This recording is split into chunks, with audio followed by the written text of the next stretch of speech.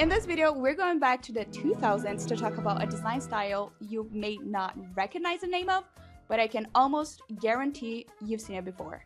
It's full of glossy gradients, shiny 3D symbols, bubbles, and butterflies floating across a grassy field. It's Frutiger Aero. So I knew of the style and I've even created some designs that match it, but I didn't know the name for it until recently. And the name even makes completely sense because it was named after the Windows Aero interface and the Frutiger typeface, which is like two core symbols of the 2000s and key components that help complete the whole aesthetic. But I'll get into this more in a bit because I'm going to tell you everything you need to know about the style and show you the 5 characteristics that make it what it is. And make sure you stay until the end because I'm also going to create a Frutiger Aero style design live so you can see just how easy it is to do it. But before I jump into the characteristics, there's a little bit of a background that will be helpful to know, or just fun to know. Let's rewind to the mid 2000s. The internet was shifting, mobile phones were becoming mainstream and technology felt like it was accelerating real fast. Products were taking a more futuristic and sleek design that were considered cutting edge. So picture the classic 2000s slide phones, boomboxes, and those colored iMac G3 monitors. So now enters Frutiger Aero design.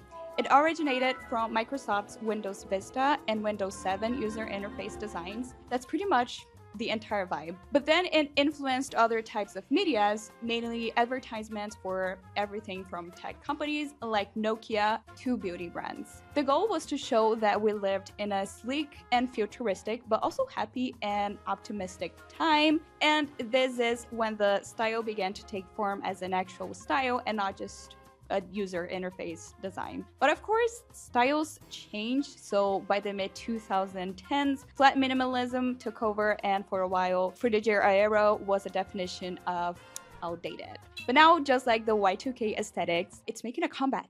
Yeah, it's obviously very nostalgic for the millennial audiences and has a certain kind of charm we're rediscovering, and I love it, and Gen Zs love it. I especially love it, and like I said, I've used it in a few personal projects and I've learned a lot about what makes it what it is. So on that note, let's jump into its characteristics. The main defining characteristic of Frutiger Aero as we know it today is that everything about it embodies the themes, icons, symbols, texts, and even products of the mid-2000s to early 2010s. This is pretty obvious because that's where it originates from, but I just want to get this point clear from the start. So while it started as a UI design, like I mentioned earlier, as a graphic design style, it mimics the classic default screensavers of old desktops and incorporates elements that were popular at the time. Okay, so breaking down even further, let's talk about fonts because they play a major role here. They're commonly clean, basic sans serif like the ones you see from the 2000s, and like I said, the name Frutiger Aero comes from the typeface Frutiger, which was a corporate design favorite at the time. Alongside that, you'll often see Myriad or Sego UI. The idea was to look professional, clean, and just be overall easily legible. But that's kind of like the classic, OG look. If you want to try designing in this style, you can use fonts that are from the more playful, fun side of the 2000s. So, think bubble letters or thick, tech-inspired sans serif letters like the ones here. Text effects like shadows and 3D border outlines were also a popular choice at the time, like you can see here. And this is super easy to do it in Kittl if you want to try it yourself. Just select your text, go to text shadow in the right-hand menu, and you get these options to choose from. So you can just experiment with it and pick the look you like. And then we have colors, which are probably the most recognizable part of this style. Frutiger Aero is defined by its use of blues and greens and gradients. If you want to get technical, blue symbolizes trust but also represents the technology side of the style, while the green symbolizes eco-friendliness.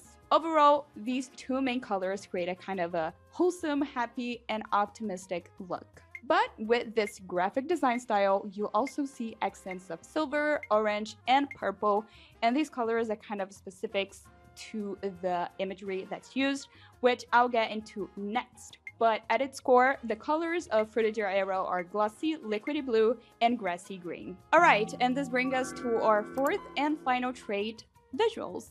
The visuals stick to core themes and symbols from the 2000s, and they're arguably the most important part of the style that makes it so obviously 2000s. So you see all the classic Frutiger Aero elements that are pretty much pulled directly from the original default screensavers of the 2000s. You know, floating bubbles, glossy orbs, butterflies, and fishes like the classic blue and yellow fish and the bright orange goldfish. You could also see more toned down versions of the style that just incorporate a few elements like this one.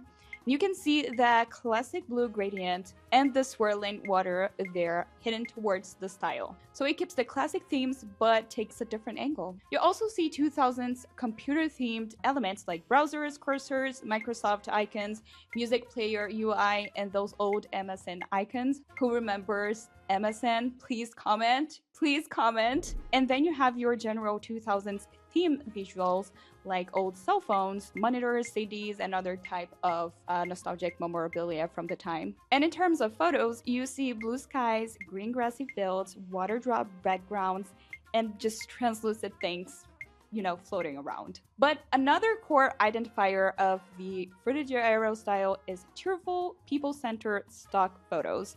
So think families smiling in fields, friends hanging out together, and basically any cheesy photo that you might find as like a sample photo in a new frame. Again, this comes directly from the 2000s when everyone was using the new gen of cameras and printing all their photos. And it's the way this is applied to graphic design now that's really interesting. The visuals almost always look layered and like they're floating in a narrow digital space, or they're turned or angled in a different way.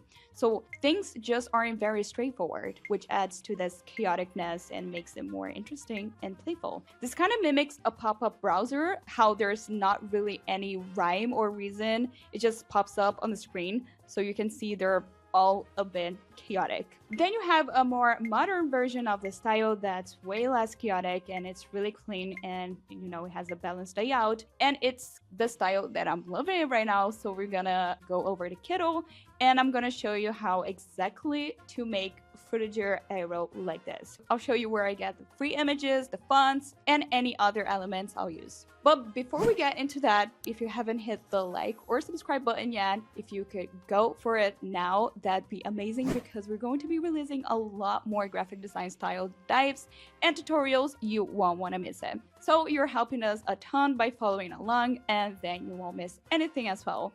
Alright, now let's create a design. So as you see, I've generated some Frutiger Aero backdrops off camera, but I've included some prompts here in case you want to generate similar images. So I'm going to go ahead and pick some Frutiger Aero elements from the elements library. We actually do have a Frutiger set, but I'm going to go ahead and also pick some random elements within this style, like old UI, for example, or some cell phones, or watery and transparent shapes. You know, some elements that also correlate to the style. So let me do this real quick.